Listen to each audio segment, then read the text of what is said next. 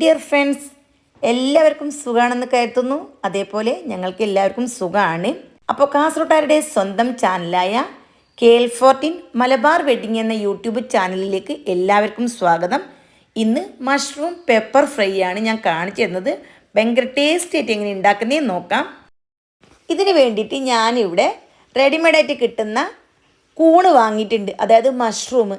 ഇത് 200 ഗ്രാമിൻ്റെ പാക്കറ്റാണ്. ദാ ഈ മുകളിൽ കാണുന്ന നേരിയ സ്കിന്നുണ്ടല്ലോ, അതിങ്ങനെ റിമൂവ് ചെയ്യണം.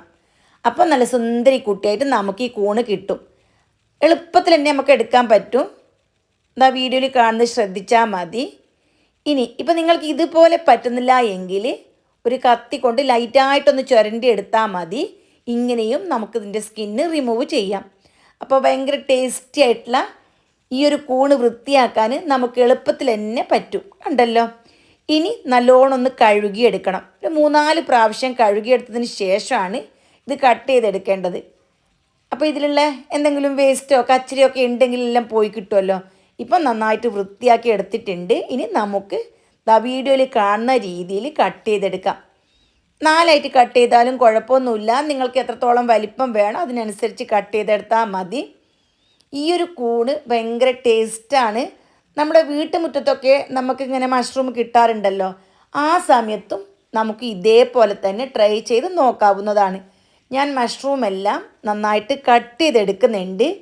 ഇനി ഇതിലേക്ക് 1/2 ടീസ്പൂൺ ഉപ്പ്, 1/2 ടീസ്പൂൺ മുളക് പൊടി, 1/2 ടീസ്പൂൺ ഗരം മസാല, 1/4 ടീസ്പൂൺ മഞ്ഞൾപ്പൊടി, പിന്നെ 1 ടീസ്പൂൺ വിനേഗർ. ഇത്രയും ചേർത്തതിന് ശേഷം നല്ലപോലെ ഒന്ന് മിക്സ് ആക്കി എടുക്കണം. പിന്നെ ഞാൻ ഇതിലേക്ക് ഇഞ്ചി വെളുത്തുള്ളി പേസ്റ്റ് ചേർത്ത് കൊടുക്കുന്നുണ്ട്. 1 ടീസ്പൂണാണ് ചേർത്ത് കൊടുത്തിട്ടുള്ളത്. പിന്നെ ഇതിലേക്ക് 1 ടേബിൾ സ്പൂൺ റിഫൈൻഡ് ഓയിൽ, നിങ്ങൾ ഏത് ഓയിലാണ് ഉപയോഗിക്കുന്നത് ആ ഓയിൽ ഇതിലേക്ക് ചേർത്ത് കൊടുത്ത് മിക്സാക്കി എടുത്താൽ ഭയങ്കര ടേസ്റ്റായിരിക്കും. എല്ലാം കൂടി നന്നായിട്ട് വീണ്ടും ഒന്ന് മിക്സാക്കി എടുക്കണം. ഇനി 10 മിനിറ്റ് റെസ്റ്റ് ചെയ്തതിന് ശേഷം നമുക്കിത് ഫ്രൈ ചെയ്തെടുക്കാം. ഞാനിവിടെ മൂടി വെച്ചിട്ടുണ്ട്. 10 മിനിറ്റ് കഴിഞ്ഞു. ഇനി നോൺ സ്റ്റിക്കിൻ്റെ പാനിലാണ് ഞാൻ ഉണ്ടാക്കിയെടുക്കുന്നത്. ഇതിലേക്ക് 3-4 ടേബിൾ സ്പൂൺ ഓയിൽ ഒഴിച്ചു കൊടുത്തതിന് ശേഷം ഈ മാരിനേറ്റ് ചെയ്ത് വെച്ചിരിക്കുന്ന മഷ്റൂം ഉണ്ടല്ലോ, ഇത് ഇട്ട് കൊടുത്തതിന് ശേഷം ഇതിലേക്ക് കുറച്ച് കറിവേപ്പിലയും ഇട്ട് ഇതൊന്ന് ഫുൾ ഫ്ലെയിമിൽ 1 മിനിറ്റ് ഒന്ന് വഴറ്റിയെടുക്കണം. 1 മിനിറ്റ് വഴറ്റുന്ന സമയം ഇതിൽ നിന്നും നന്നായിട്ട് വെള്ളം ഇറങ്ങി വരും. ഈ വെള്ളമൊക്കെ നല്ലപോലെ വറ്റണം. അങ്ങനെ കൂടുതൽ വറ്റാൻ നിൽക്കണ്ട. ഒരു 2 മിനിറ്റ് നമുക്ക് ഇതേപോലെ ഒന്ന് ഇളക്കി കൊടുത്താൽ മതി. ആ സമയം ഇതിലേക്ക് വലിയ ഒരു സവാള വളരെ ചെറുതായിട്ട് അരിഞ്ഞതും കൂടി ഇട്ട് കൊടുക്കണം. ഇനി ഇതെല്ലാം കൂടി വീണ്ടും മിക്സാക്കി എടുക്കണം. ഇപ്പോൾ ഫുൾ ഫ്ലെയിമിൽ വെച്ചിട്ടാണ് ഉള്ളത്.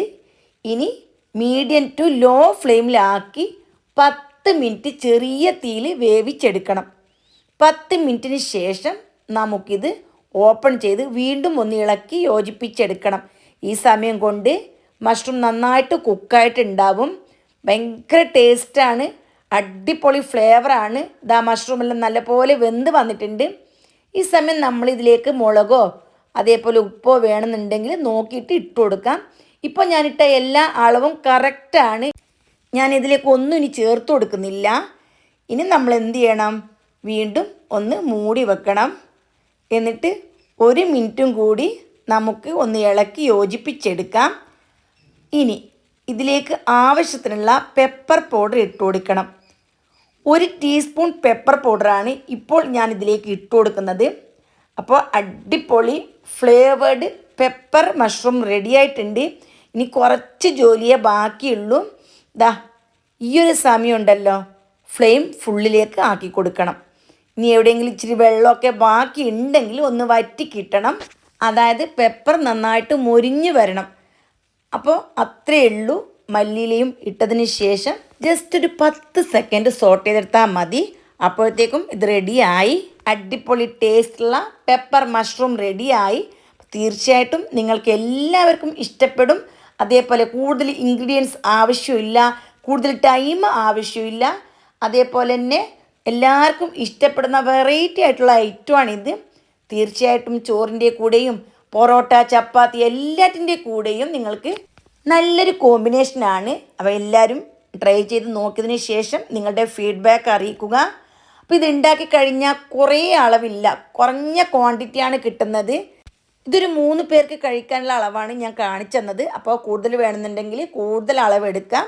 തീർച്ചയായിട്ടും എല്ലാവരും ട്രൈ ചെയ്ത് ഫീഡ്ബാക്ക് അറിയിക്കുക. ജസാക്കല്ലാഹ് ഖൈർ.